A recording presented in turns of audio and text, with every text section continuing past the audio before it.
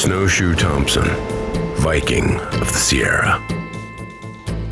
On a snowy winter day in January 1856, a crowd formed in Placerville for a new postman's first delivery. Few had faith that he would make it over the 7,500-foot passes on homemade 10-foot-long, 25-pound oak skis.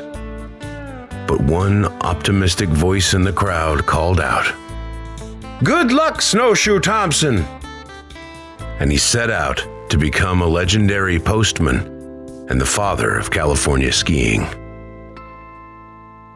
Snowshoe Thompson is one of the most intriguing heroes in California's history. From 1856 to 1876, he made legendary 90-mile treks over snowdrifts up to 50 feet high and through blizzards with up to 80-mile-an-hour winds to deliver mail to those living in isolation. He was the sole link between California and the Atlantic states during the long winter months. At the age of 10, John Torstenson Rue, later changed to John A. Thompson, came to America with his family from Norway, settling on a farm in Illinois. The family moved on to Missouri, then Iowa, and eventually John went to stay with his brother in Wisconsin. But the world changed because gold fever struck. In 1851, at the age of 24, Thompson drove a herd of milk cows to California and settled in Placerville. For a short time, he mined in Kelsey Diggins, Coon Hollow, and Georgetown.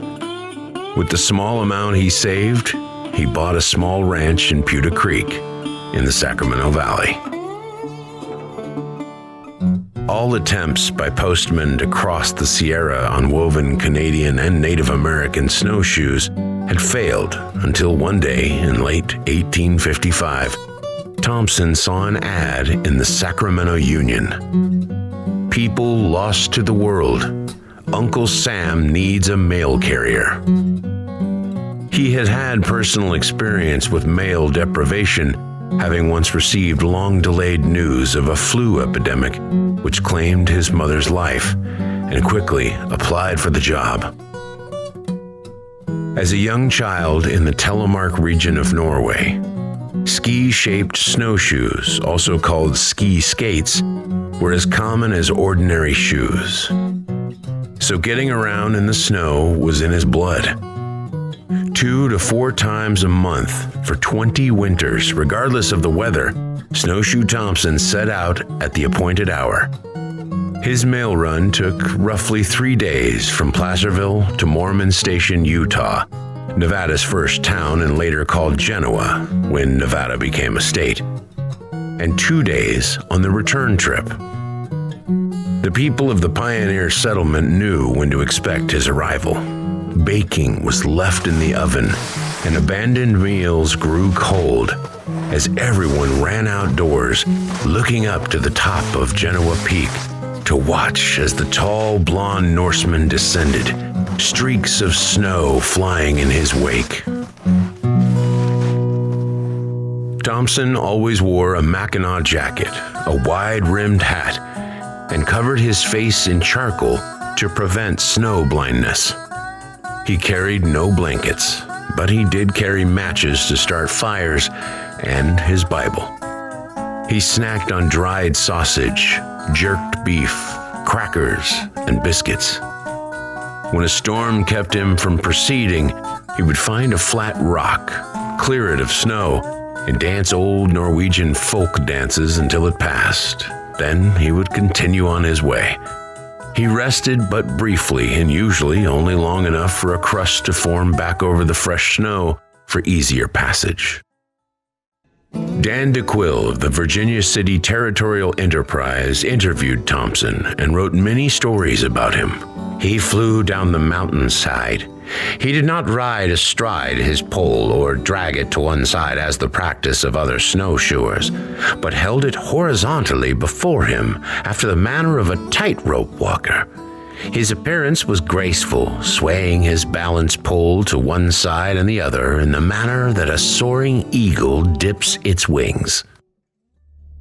Grizzly bears, mountain lions, and wolves roamed his path, but he carried no gun, not wanting to limit the weight of mail and much-needed supplies. On one trip, he came upon a pack of wolves feeding on a deer carcass. When they noticed him, they sat on their haunches and howled. Snowshoe kept his pace, expecting them to attack at any moment, and flew right by them. When he looked back, they had returned to their meal. Much as his Viking ancestors had traveled upon unmarked waters, Snowshoe Thompson crossed the Sierra Mountains, whose landmarks were buried in the snow.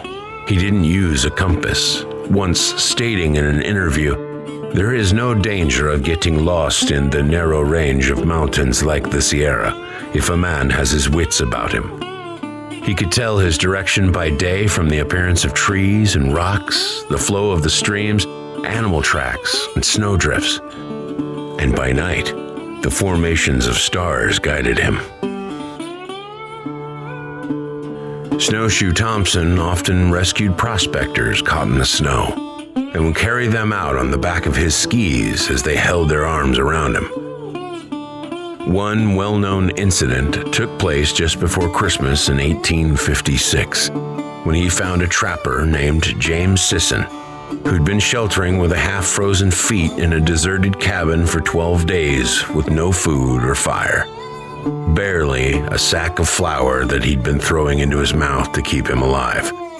Thompson chopped him some wood to stay warm and set out for Genoa to help. He had to carve skis and give lessons to the rescuers who had agreed to accompany him. But they got James Sisson back to Genoa. The doctor then reported that Sisson's feet needed to be amputated, but he had no chloroform. Thompson set out once again to Placerville, but there was none to be found, so he continued all the way to Sacramento. In all, he traveled 400 miles in 10 days and saved Sisson's life.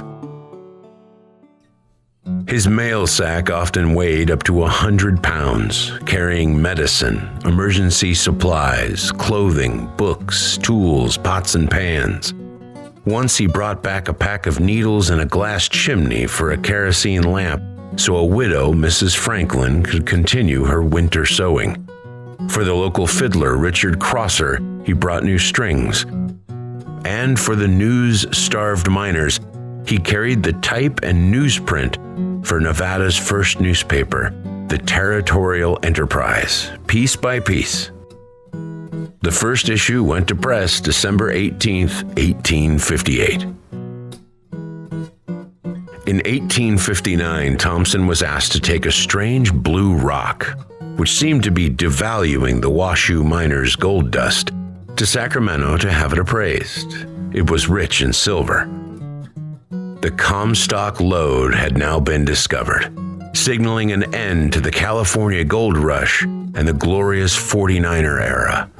A new stampede began, this time from west to east, and Thompson was asked to expand his mail route to Virginia City year-round. As legends of Snowshoe Thompson's feats spread through the isolated regions of the Sierra, others began making skis and racing down the hills. For a short time during the building of the Central Pacific Railroad, he carried the mail from Cisco to Meadow Lake. During the winter of 1867 to 1868, one of the most severe in history, 3,000 people were met with an unexpected storm and ended up wintering at Meadow Lake City. Clarence M. Wooster wrote in a letter that Thompson would sail down his 4-mile course at great speed, cross the ice river, throw our mail toward the house, and glide out of sight up and over a hill by the momentum gathered in the 3-mile descent. Wooster further explained in his letter how he and some kids once gave in to their temptation of turning Snowshoe's frozen tracks into a sled run. They shot down the mountain like rockets. The skis held to the track, but 3 of the kids went tumbling down a steep mountain. When Thompson heard of the incident, he searched out the kids and gave them a spanking they never forgot. There are a variety of stories of how and when Thompson met his wife, the Englishwoman Agnes Singleton, who had come to America with her stepmother. One favorite is that he gave her ski lessons. They were married in 1866. However, there are as many discrepancies as to the location. They settled on the property Thompson had homesteaded a few years earlier in Diamond Valley, part of Alpine County, just east and at the foot of the Sierra Nevada mountains, 5 miles to the west of Carson Valley. Deeply involved in the land and its uses, Thompson raised grains, wheat, oats, hay, and of course, potatoes. As he explained in letters to his family, the only fruits he could grow were gooseberries and currants, due to the late spring and early fall frosts. He constructed irrigation ditches from the West Fork of the Carson River to his ranch that are still in service today. In the winter, he cared for 90 head of cattle and 20 horses, half his own, and the rest were boarded for others who lived higher up in the mountains. The Thompsons' only child, Arthur Thomas, was born on February 11, 1867. His father could hardly wait to take him snowshoeing and made him a tiny pair of snowshoes for his first birthday. In Alpine County, Thompson enjoyed teaching his neighbors how to make snowshoes, giving them lessons and offering chilling demonstrations of his jumps at the top of Silver Mountain. Just as it seemed he was going to run into the onlookers midway down the slope, he would spring up again, flying right over them with a wide smile on his face. In one of his races, he skied 1,600 feet in 21 seconds. That's 55 miles per hour. And his greatest jump was known to be 180 feet in nearly the 1870s. From 1868 to 1872, Thompson served on the Board of Supervisors of Alpine County and was a delegate to the Republican State Convention in Sacramento in 1871. In spite of a resolution sent to Washington, D.C. by the Nevada legislature, the many political contacts he had gathered, and a trip to Washington, D.C. in 1872, Snowshoe Thompson was never paid for his services delivering the United States mail. Snowshoe Thompson died of an appendicitis which developed into pneumonia on May 15, 1876. His son, Arthur, died 2 years later of diphtheria and was buried next to his father at the cemetery in Genoa.